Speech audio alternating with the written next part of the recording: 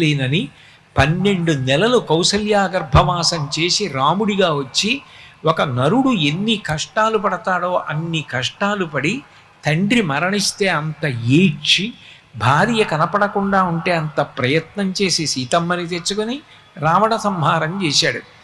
భగవంతుడంతటి వాడు అన్ని కష్టాలు పడ్డాడు.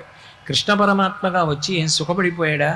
భీష్మాచార్యుల వారు భాగవతంలో భీష్మస్థితిలో అంటారు, అర్జునుడికి సారథ్యం చేయడానికి పగ్గాలు పట్టుకుని రథం నడుపుతూ ఉంటే ఆ ముందు విడుతున్న గుర్రాల డెక్కల మించి పైకి రేగిన ధూళి కృష్ణ పరమాత్మకి చెమట పడితే ఒంటి నిండా ధూళి పడిపోయింది. భీష్ముడు ప్రయోగించిన అస్త్రాల దెబ్బలు వచ్చి తగిలితే ఒంట్లోంచి నెత్తురు కారింది. అయినా అర్జునుణ్ణి కాపాడు కోసమని అంత కష్టపడి రథసారథ్యం చేసినటువంటి కృష్ణుడు ఎంత కష్టపడితే, ఎంత సమాజ సేవ చేస్తే భగవంతుడిగా పూజింపబడ్డాడు.